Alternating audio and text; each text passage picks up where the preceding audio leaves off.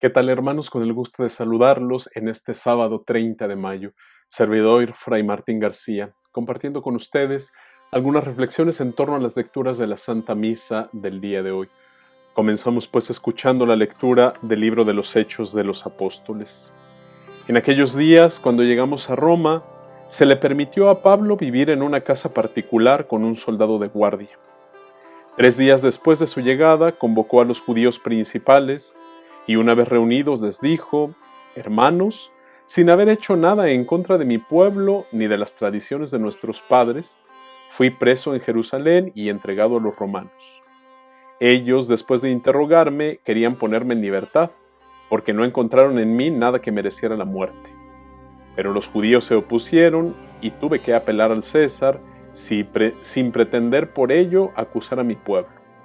Por esta razón he querido verlos y hablar con ustedes, pues llevo estas cadenas a causa de la esperanza de Israel. 2 años enteros pasó Pablo en una casa alquilada. Ahí recibía a todos los que acudían a él, predicaba el reino de Dios y les explicaba la vida de Jesucristo, el Señor, con absoluta libertad y sin estorbo alguno. Palabra de Dios, te alabamos, Señor. Hermanos, vivir el misterio de la resurrección, vivir el misterio de la fe en nuestro Señor Jesucristo, significa ir descubriendo posibilidades, como nos enseña sin duda alguna la palabra de Dios. Pablo el día de hoy hace una confesión de lo que significa la predicación de este evangelio. Les he anunciado la esperanza de Israel, no he anunciado nada en contra del pueblo ni de las tradiciones y me han acusado y aún así no he querido hacer nada en contra de mi pueblo. Significa descubrir siempre una respuesta ante quizá la lógica que muchas veces mueve nuestras mentes, mueve nuestras conciencias y que a veces se deja guiar por la ley del talión, ojo por ojo, diente por diente. Pueblo judío, me acusaste, ahora yo, ciudadano romano, te acuso a ti. Y comenzamos una guerra interminable, ¿no? Incluso en estos momentos de transformación de la vida, de reestructuración de muchas cosas, hermanos, cómo nosotros somos capaces de descubrir las posibilidades y las oportunidades de vida, de la vida humana, de desarrollo para todos nosotros y posibilidades de bien, no posibilidades de mal, no posibilidades quizá fáciles, no posibilidades incluso de desesperación, no posibilidades de hago esto porque no me queda otra salida, me dedico al mal porque no veo ninguna posibilidad de realizar o de tener ingresos o de tener una vida adecuada de una manera honesta. Yo creo que si nosotros buscamos, podemos encontrar. Por eso dice el Evangelio, sin ánimo de equivocarse, busquen y encontrarán, toquen y se les abrirá, pidan y se les dará.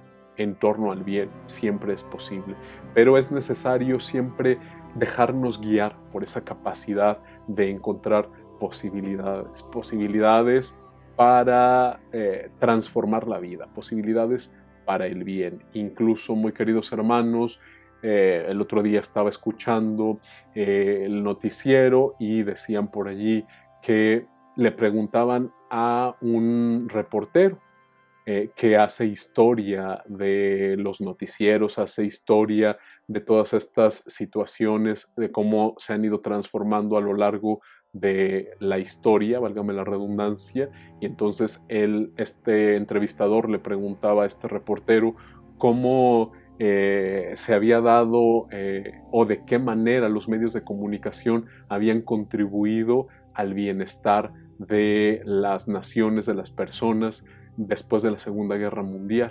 Y decía él que había medios que se habían aprovechado para seguir hundiendo a las personas y había medios que habían utilizado estos recursos que tenían para ir generando bien, para ir generando vida. Y entonces también venía a mi mente todo este tiempo de la posguerra, es el tiempo donde nace la corriente filosófica llamada existencialista.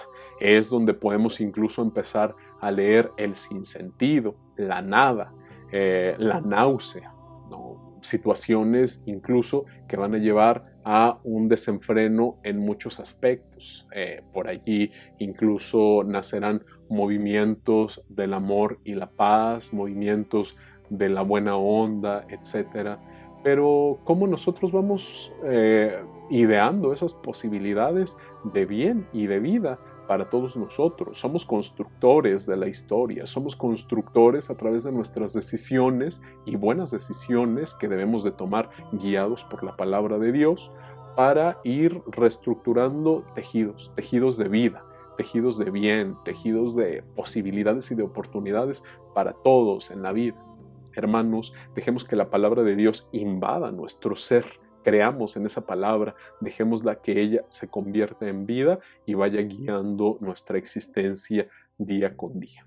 Ahora los invito a escuchar el Evangelio según San Juan. En aquel tiempo Jesús dijo a Pedro: sígueme. Pedro, volviendo la cara, vio que iba detrás de ellos el discípulo a quien Jesús amaba, el mismo que en la cena se había reclinado sobre su pecho y le había preguntado: Señor, ¿quién es el que te va a traicionar? Al verlo, Pedro le dijo a Jesús: Señor, ¿qué va a pasar con este? Jesús le respondió: si yo quiero que éste permanezca vivo hasta que yo vuelva, ¿a ti qué? Tú sígueme. Por eso comenzó a correr entre los hermanos el rumor de que ese discípulo no habría de morir. Pero Jesús no dijo que no moriría, sino: si yo quiero que permanezca vivo hasta que yo vuelva, ¿a ti qué? Este es el discípulo que atestigua estas cosas y las ha puesto por escrito. Y estamos ciertos de que su testimonio es verdadero. Muchas otras cosas hizo Jesús, y creo que si se relataran una por una, no cabrían en todo el mundo los libros que se escribieran. Palabra del Señor, gloria a ti, Señor Jesús. Hermanos, un solo aspecto de este evangelio que hemos escuchado el día de hoy, al final ya está concluyendo, incluso son las partes conclusivas de este evangelio, no solo del relato que hemos escuchado el día de hoy, sino de todos estos relatos que hemos venido escuchando a lo largo de la Pascua y que constituyen ya, estamos a un paso de celebrar la fiesta, la gran solemnidad de Pentecostés, con la que se clausura todo el tiempo de la Pascua y comenzamos a vivir el tiempo ordinario. Y justamente un solo aspecto que me gustaría resaltar: Juan, que va detrás de Jesús y detrás de Pedro. Jesús nuestro Señor, que le dice a Pedro: sígueme, y luego Pedro se voltea y quizá un poco receloso, un poco interrogándose por qué viene detrás de mí, le pregunta: ¿y este qué? Y el Señor Jesús le dice: si yo quiero que éste permanezca vivo hasta que yo vuelva, a ti que tú ven y sígueme. Y justamente, muy queridos hermanos, en otras partes del Evangelio también nuestro Señor Jesucristo dirá: a los que actúan en mi nombre, a los que hacen el bien, no se lo prohíban. Ojalá que todos evangelizaran y predicaran en mi nombre. Así el bien se proclamaría en todos lados. Estamos llamados a ser seguidores de nuestro Señor Jesucristo.